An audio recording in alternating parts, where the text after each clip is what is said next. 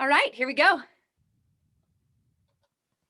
If you'll introduce yourself as, yeah. Oh, okay. Hi, I am John M. Olsen.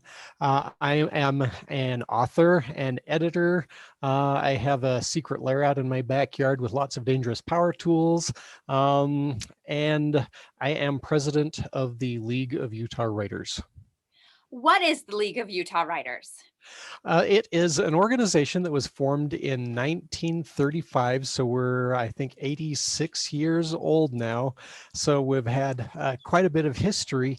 And our mission is to support writers in Utah. We actually have a mission statement that I can actually read to you here. It says, the League of Utah Writers is a nonprofit organization dedicated to offering friendship, education, and encouragement to the writers and poets of Utah. Our organization aids our members in the improvement of their craft and support of their goals. And so that's what we're after, is helping writers to become better at what they do. We have a lot of chapters that are dedicated to writing. We have one that's dedicated to editing. We have a poetry chapter, lots of different things. The ones that, how do the chapters work exactly? Are they like franchises? Well, actually, we let them have an awful lot of autonomy on what they want to do, anything they want to specialize in. We just have some requirements for how many members they need to have and paid memberships and things like that. But we have a wide range of chapters. And so one of the interesting things is being a chapter president puts people on our board of directors. And so that gives them some input into the way the league is run in a lot of different ways. But the individual chapter presidents can decide what they want to do with their chapters. So some of them have guest speakers, some of them will have critique sessions. They all do different things. And so it depends on the focus that they want. We've got several chapters that are publishing anthologies, for instance. How many chapters are there? I think we have about 20 chapters now. So it's a fairly good number. And There's oh, go ahead. Yeah, they're scattered kind of geographically all the way from Logan on the north to St. George on the south. One of the things that the last year has taught us, though, is that people are able to meet an awful lot more online. And so those borders and geographical areas, the boundaries get kind of fuzzy. We have several chapters now who have members who are out of state because they're able to join us and participate. What does the membership process entail? You sign up on our website and you become a member there. It's free to attend pretty much any of the chapter meetings. So a lot of them have been historically held at places like libraries, things like that, where it's completely open meetings. And so if somebody really wants to join the league, they can go to leagueofutahwriters.org, and there is a membership form there. I believe the cost is $30 for a annual membership. And some people actually join more than one chapter because of some of the benefits of belonging to the different chapters. I'm a member of the editors chapter and the Infinite Monkeys, and one that's a local one to me for the Harriman chapter. So those are the three that I'm part of. When as a reader, if people who aren't thinking about writing, where can they find League of Utah Writers works like these anthologies? I think most of the things that are published are available on Amazon. And so that's one place that they could look. We do have a publishing chair on our board. And so she takes care of a lot of the things for the league publications. We did an anthology, for instance, that was published at our last annual conference. And so we had the entire process, people participating all the way through, from submitting, doing the editing, assembling it, layout, printing, all of those things. And so searching for the League of Utah Writers as a publisher can find some of those things. But then we have the individual chapters. Those might be a little bit more difficult to track down. You mentioned an annual event. What are the league-wide events that the league hosts? We have two primary conferences that fit that category. One of them is in the spring. It was just named the spring conference, but that tended to be too generic when we wanted to be able to have people look it up online. And so it got renamed to the Prequel Conference, and it's going to be April 17th this year. And then we have our Quills Conference, which is a multi-day conference. That's, I think, 4 days. And it's going to be in August, starting, I think, the 16th, if I remember right. And so those are the two big conferences. One is just a 1 day and the other is multi-day. What happens at a writers' conference? Oh, all kinds of things. One of the things that I really love that we are kind of restricted from doing now is the networking, just getting together and meeting people, making contacts, talking back and forth. That's how I've gotten into some of the anthologies and things that I am part of. But it's also days of classes that you can attend to learn about the craft of writing stories, the business side of it, how to find cover artists, how to do editing, lots of different aspects. There are even some specializations for poetry or for doing screenplays, lots of different things for people to learn. And it comes in at all different levels where a very beginners person just starting out can come in and find the classes that meet their needs. Somebody who's got a lot of experience can come in. And one of the great things about these classes is people eventually migrate from just taking the classes and soaking in all of the information to where they start teaching these classes as well, because they gain that experience, that expertise, and they want to share it. And that's the wonderful thing about the writing community in Utah, is there are a lot of people who are willing to share. What is your function as president in the league? I assign people kind of the jobs on the board, the chair for each individual area, like the web or the marketing or the conferences and things like that. And then I get out of their way. It's really been a wonderful organization. We have a lot of great people in key positions to where they take care of their aspect. They take a lot of ownership and a lot of pride in it and do just a wonderful job on things. And so that's kind of my job, is the oversight, just making sure we have all of these tasks covered. And so I've got a lot of great help as well. We've got our typical executive committee consists of me and the previous president and the incoming president-elect, and then the secretary and treasurer. That's the executive committee, and then there's the board. And so I've got a lot of really great help to keep me on my toes. What's that president term like? Is that a year, 2 years? It's usually 1 year, but the board can extend it for another year. And so for the previous two presidents, Johnny Worthen and before him, Jared Kwan, they each had, I think, 2 years as president. And how far are you into your current term? I am about halfway through my first year as president. So you came in during the pandemic. Oh, yeah. Yeah, that was an adventure. Tell me about that. Well, we ended up I had attended a conference in February. It was a different conference. It's LTUE down in Provo.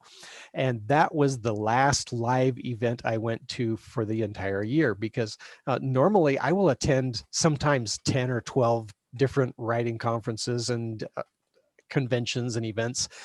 But suddenly we were looking at this and realizing, we're going to have to take these online.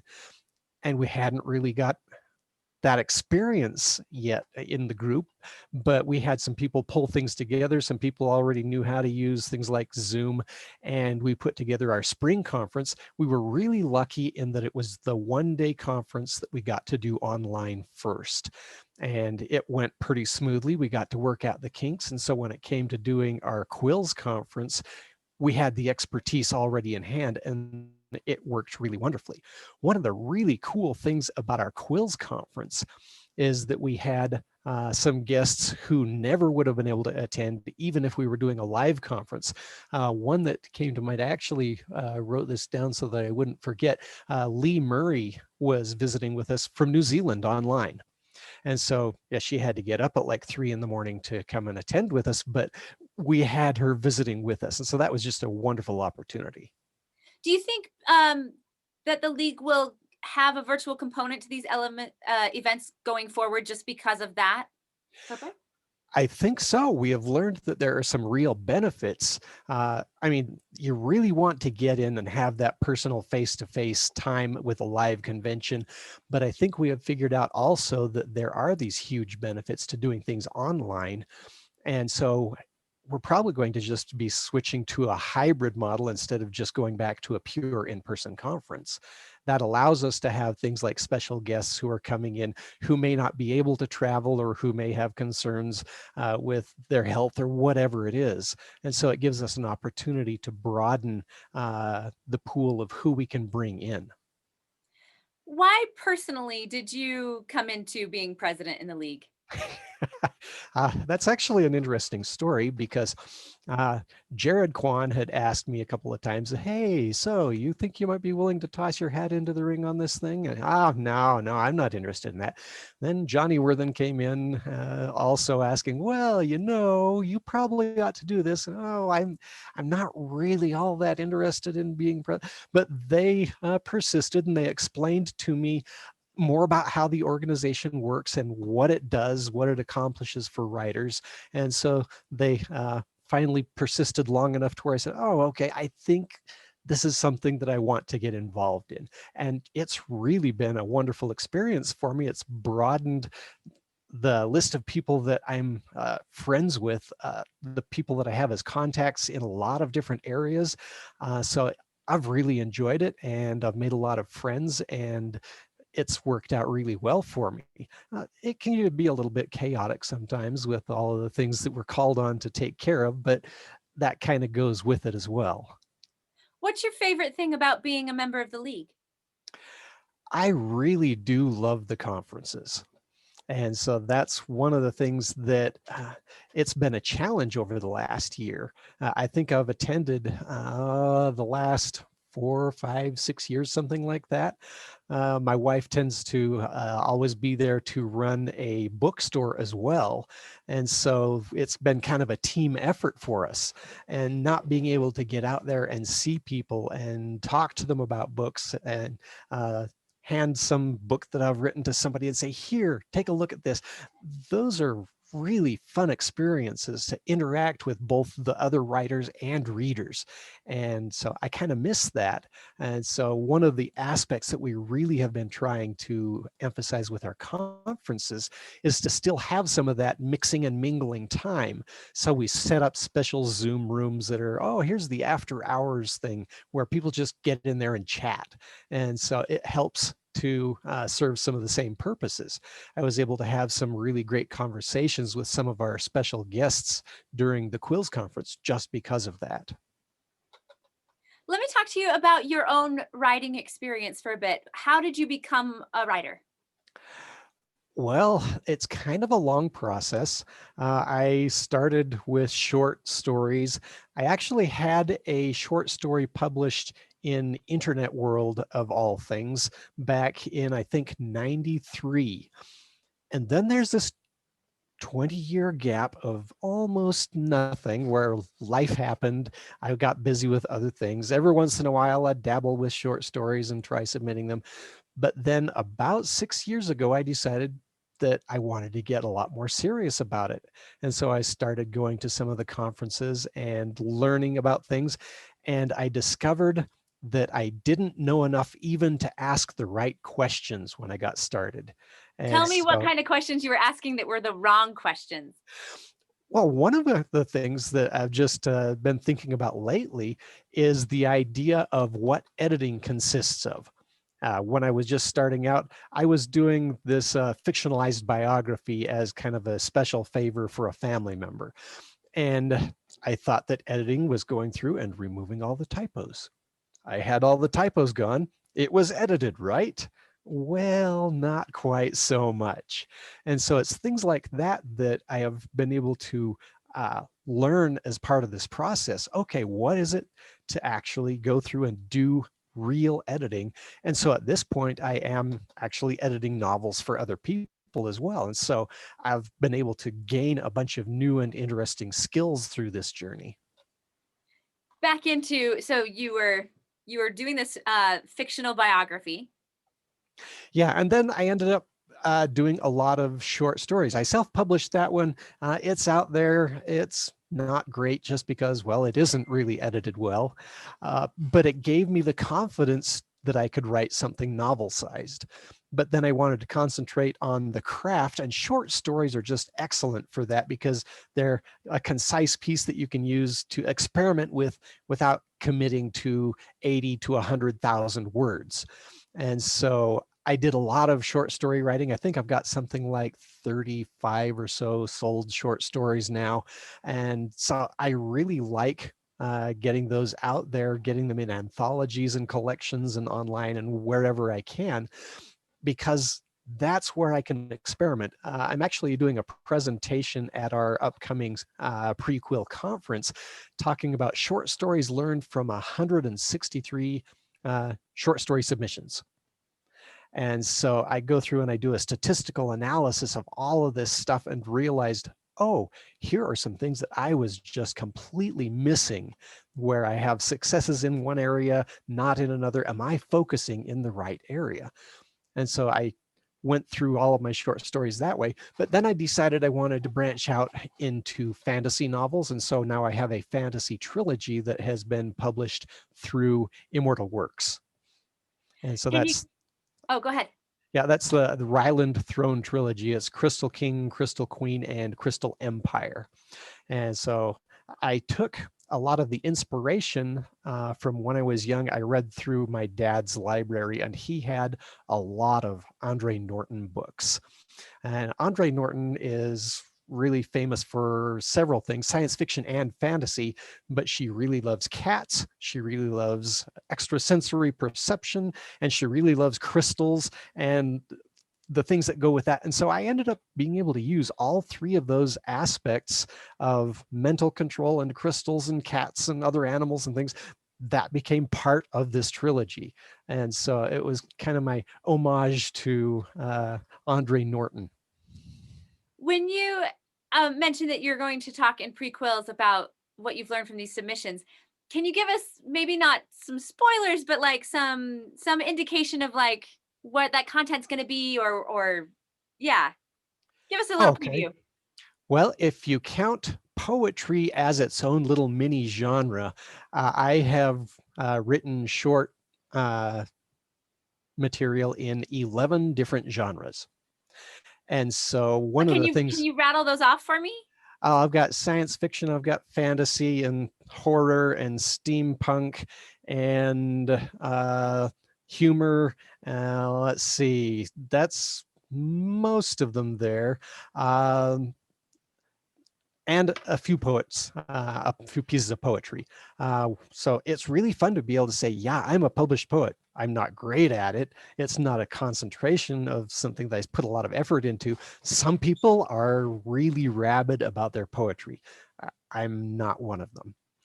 But one of the things that I did in this comparison is I looked at my submission rate and my acceptance rate across all of those different categories.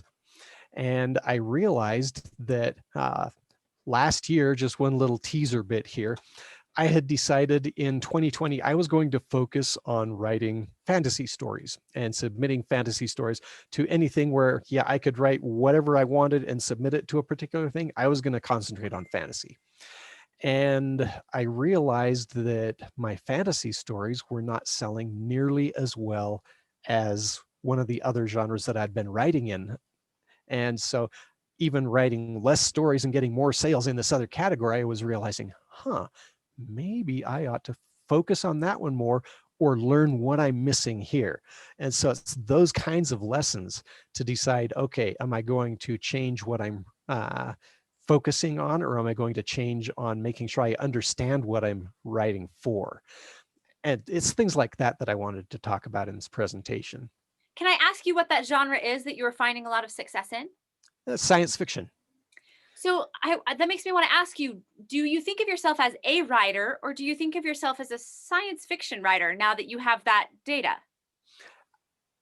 I actually don't put myself in one solid category because I grew up with science fiction and fantasy. They were all on the same shelf sitting there together, and it was like, oh, here's that one, that one, that one, that one.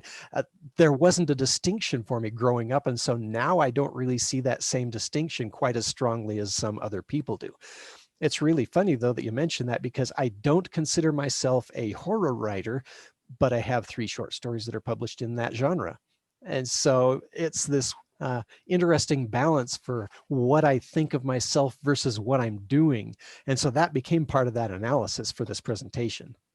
I want to ask you more about that. Like, what do you think of yourself versus what you're doing? Because um, you, of the writers that I've talked to, not just on the podcast, but more broadly, people deal with imposter syndrome. People deal with classification and categorization and limits. And what kind of advice or words of wisdom do you have for writers about applying nouns and adjectives to ourselves in our process?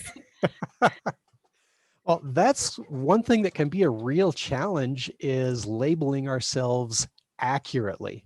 Um, a lot of the time I will fall back on just basic principles, the ideas that govern writing in general, and I'll try to take it from that point instead of like I'm such a or they're such a.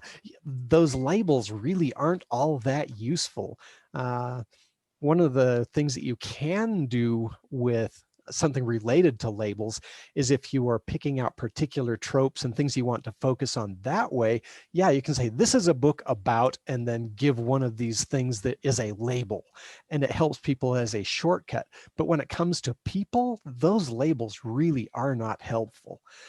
If you aren't very good at a particular thing, it can change. You can become better. You can learn. I'm a perfect example of that with, like I was talking about editing and my view on, oh yeah, I fixed the typos. I think I got them all, to understanding, okay, there's this thing called story structure and plot points and emotional triggers and all these sorts of different things that you want to use as tools that I wasn't aware enough of to make effective use of them.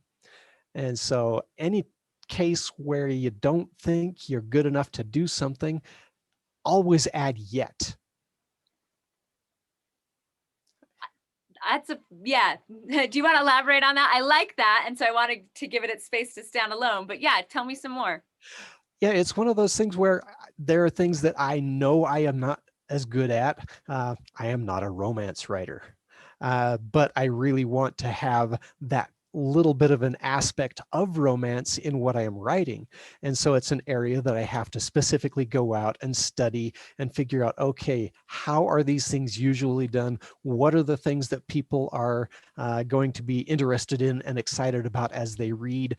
It was a research project. Now, I am a software engineer by trade. I approach things very analytically. Other people, that is completely an alien concept to them. And so the interesting thing about this is, what works for me is not going to work for everybody, and we each have to find our own way through this. But going back to that concept of principles, that's the thing that is uniform. And that's where it gets to that yet, where, yeah, I am not a good romance writer yet. If I want to be, I can put in the effort. I know what I can study. I know who I can ask for advice. And that comes back to those contacts that I have made. I know enough people in the writing arena here locally in Utah now that I know who I would talk to if I have a question about story structure. I know experts who do presentation on just that. If I want to talk about romance, I have some friends that I know I can call on, and they will shake their heads and say, oh, okay, John, well, here, let me tell you what you did wrong. So all of these sorts of things where I can combat that idea of I'm not a, and change it to I'm not whatever it is yet. And if I want to be, I can be. It sounds like that any use of labels that you are employing is in the service of focusing where your learning efforts need to be then. Right. It's like I need to learn more about something, and so that makes me a student. Ah, the perfect label. So, okay, even if you're not a part of the writing world or even the reading world, maybe as one of my listeners, I'm pretty sure you have some general notion that like bookstores are less and less of a thing and paper books are less and less of a thing. Talk to me about that aspect. Is that even something that's on your radar as an author, or are you just enjoying the production process?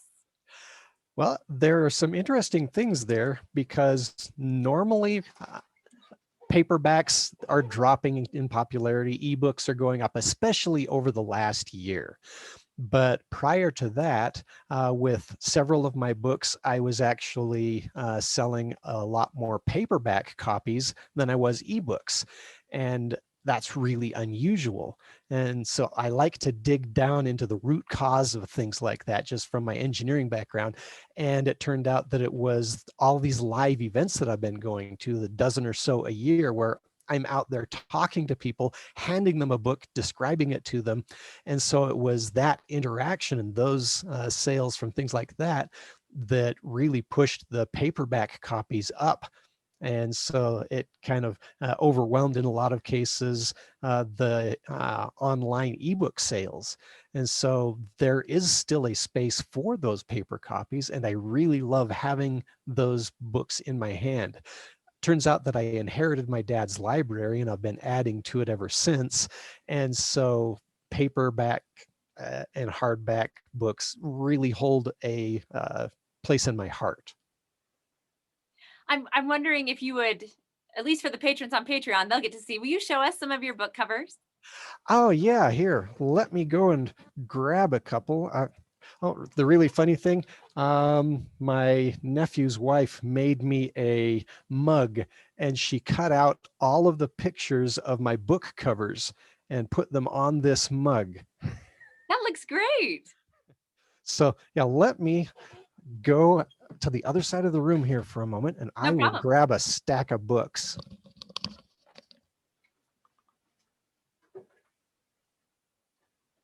Hey, patrons on Patreon, while we're waiting, that looks like Bryce Canyon to me. I might be wrong. And if I'm wrong, you should absolutely comment on this.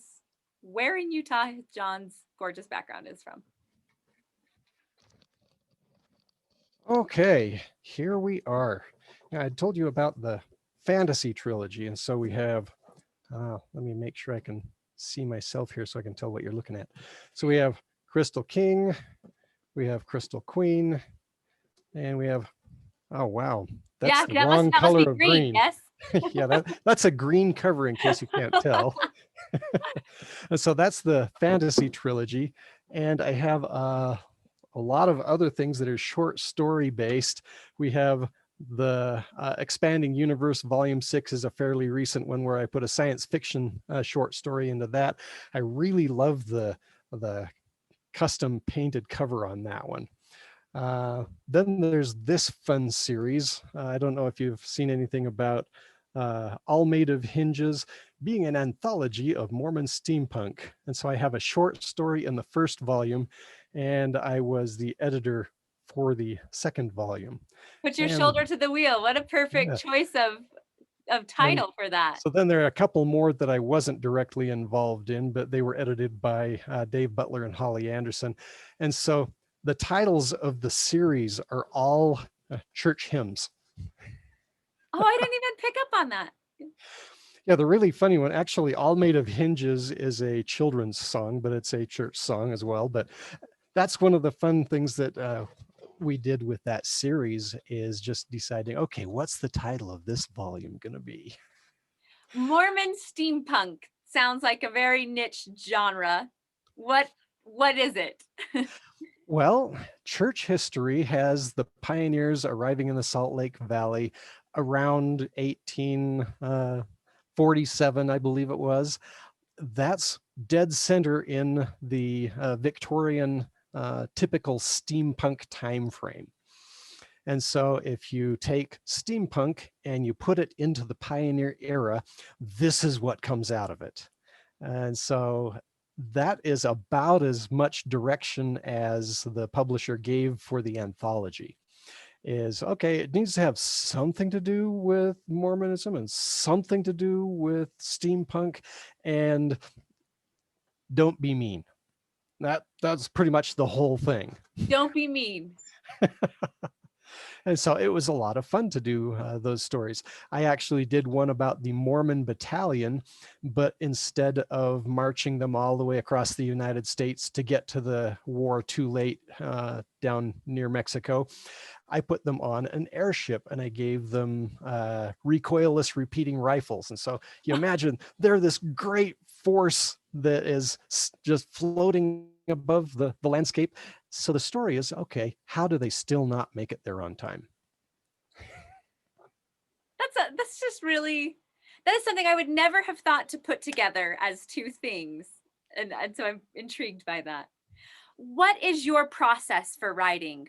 If you Do you have an idea? Do you have a submission? Like what kicks you off, and then where do you go from there? Well, I am very much an outliner. So yeah, some people just like to write from the seat of their pants. I am not that person.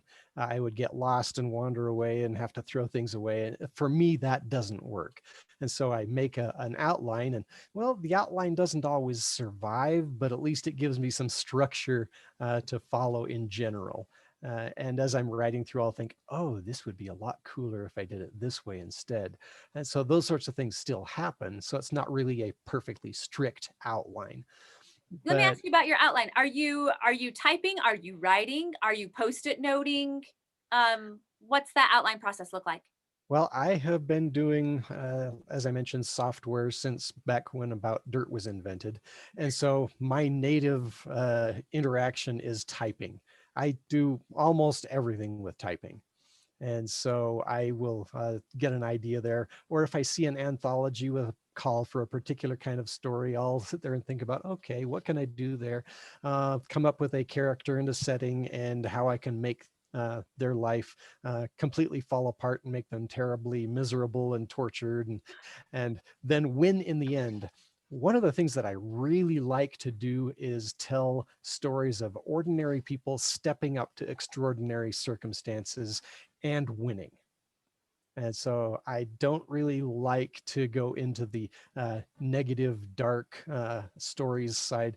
Even like I said, with my hoarder stories, I like more the Twilight Zone feel rather than the slashers.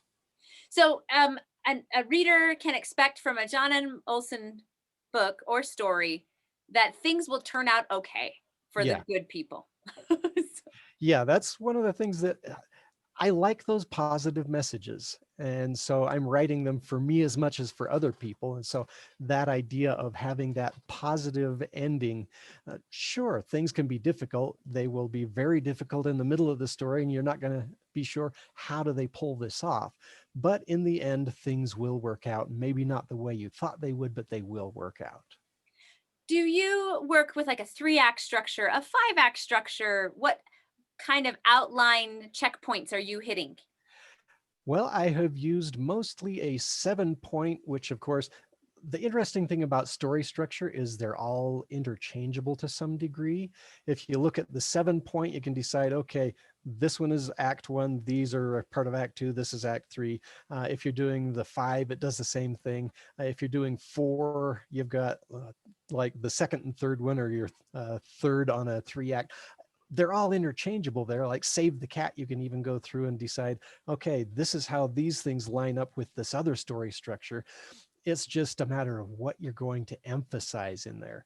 And so I will usually have my introduction and my pinch and plot points, and then the middle with some big surprise or transition of some kind, and then another plot and a pinch, and toward the end, and then the conclusion.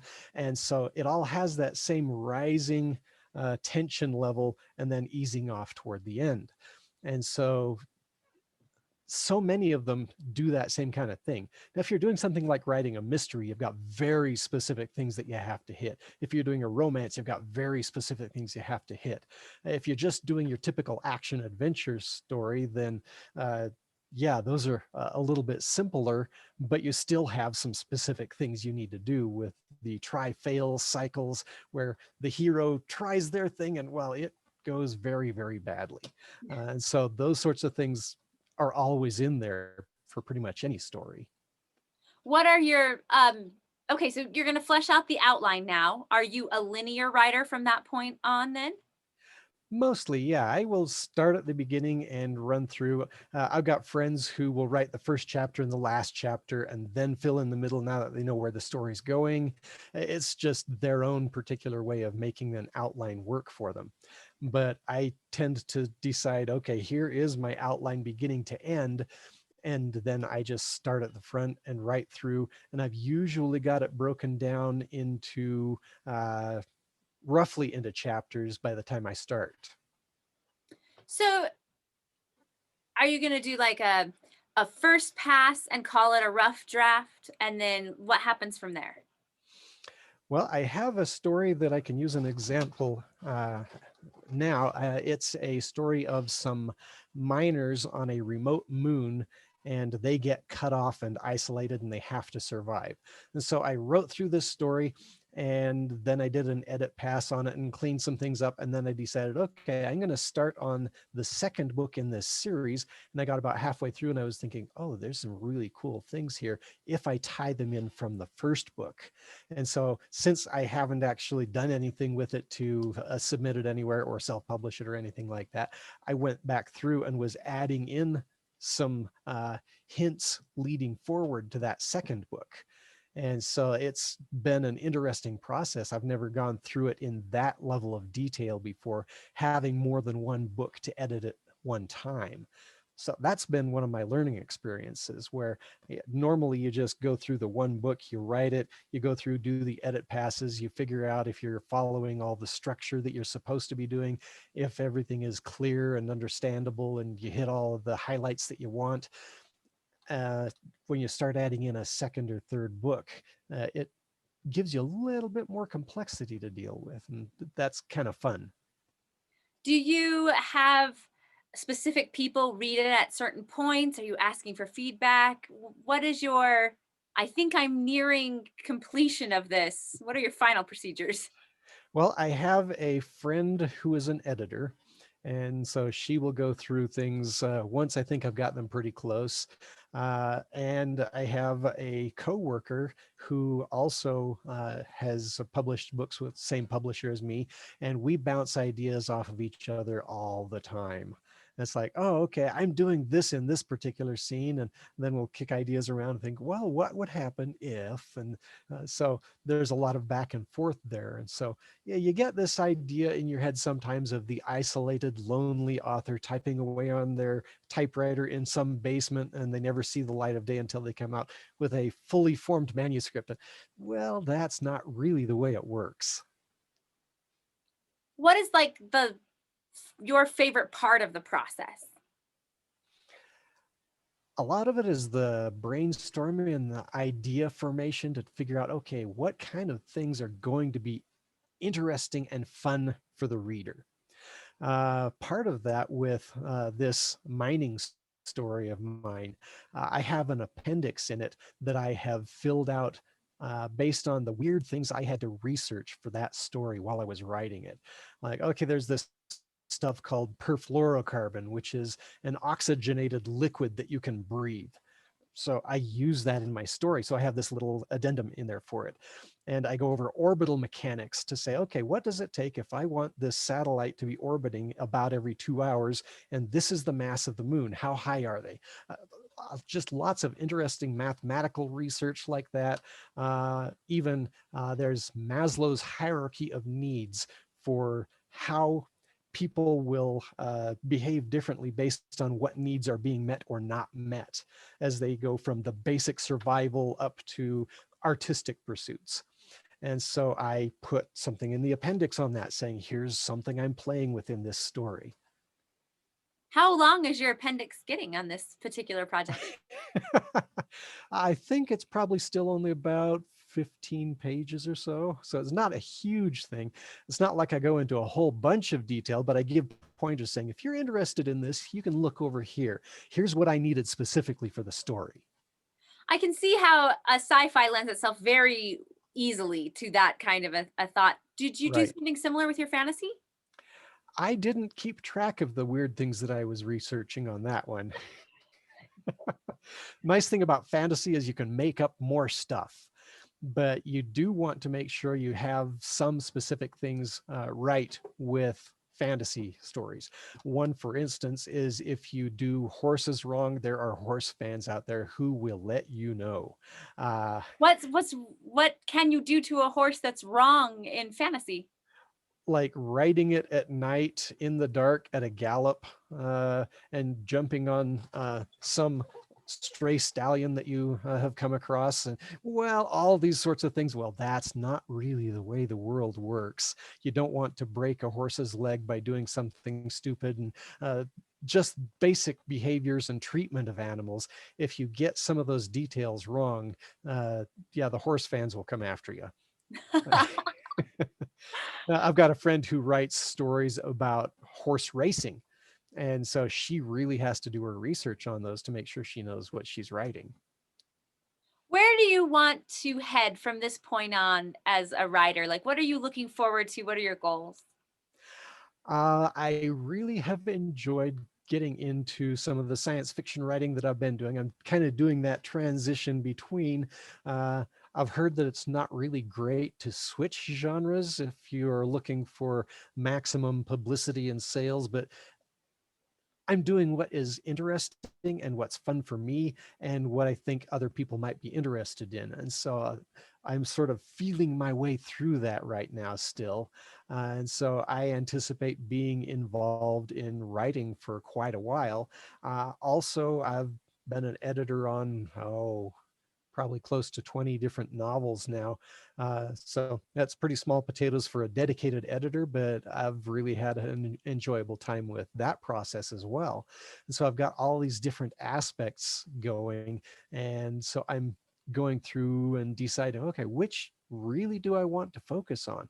Do I want to bounce between all of them and have this wider skill set and appeal? Or do I really want to focus in with laser focus on things? And I have been very much a generalist, and so I think I'm going to stick with that, being a writer in general rather than saying, yeah, I write things about this kind of a character doing this kind of a thing in this kind of a genre. Uh, that can feel a little bit constraining, and I like to just let the imagination go sometimes. That's why I have written in so many different areas with short stories. The number of short stories that you've written that have been published, plus the others that have been submitted, a fantasy trilogy, and in the middle of a sci-fi series. And you only started writing 6 years ago, and you have a job. So, so tell me how you're making time for this. How does this fit into your life, even? It can be difficult sometimes. This week and last have been 60-hour weeks at work, and that kind of puts a crimp on things, but I still have things that I need to get done. And it's a matter of prioritizing. I need to decide, okay, like with NaNoWriMo, National Novel Writing Month in November, you have to write 1,667 words per day to hit 50,000 words in a month. And so I've participated and actually met that goal a couple of times, and I've not quite met it a couple other times. And that has helped to show me what that level of focus is that I need to make it work and decide, okay, I've got to have these writing goals. Some people, they just have a goal to write every day, no matter what, even if it's just a couple of words. Other people have very specific goals. Other people will track exactly what they do every day and they can graph it out. And so having that data is actually very useful. Some people, data is a scary word and they won't do that because that takes away from what they feel is the art of it all. But yeah, you find what works and you go with it. You have to have that motivation to keep going. What is your best words of encouragement for having the motivation to keep going? The idea of seeing someone read a story of yours and say, that was a lot of fun, I enjoyed it, or it touched me, or I felt something, that's the payoff. Um, and you start the path by finishing something. Some people will have the novel that they've been working on forever and it's not done, and they keep rewriting the first three chapters endlessly.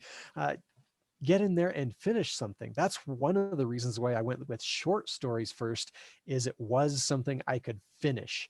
I could say, okay, here is this thing, here's a beginning, middle, and end. I am done with it. The first few weren't all that great, but they were good practice and I got better at it. And so for anyone who is interested in writing, finish something, especially just to have that typing the end at the end of it is a big deal. Most people never get there. And so if you've gotten there, you're making progress. And so that's one of those steps that people just need to go through. And now getting to the end is still something that I will celebrate. If you follow authors online, you'll occasionally see these pictures where they'll take a screenshot and it'll be the end. And that's about all you see on their screen. And everybody goes, yay, they did it, yay. And so it's a lot of fun and it's a great way to be involved in a community that's very supportive. And that support really is critical to succeeding. So that's one of the reasons why I'm going back to the League of Utah Writers. One of the reasons I'm involved there is because of the community and the mutual support. John, thank you so much for letting me interview you today. I really enjoyed our conversation. It's been a lot of fun. Thank you for inviting me.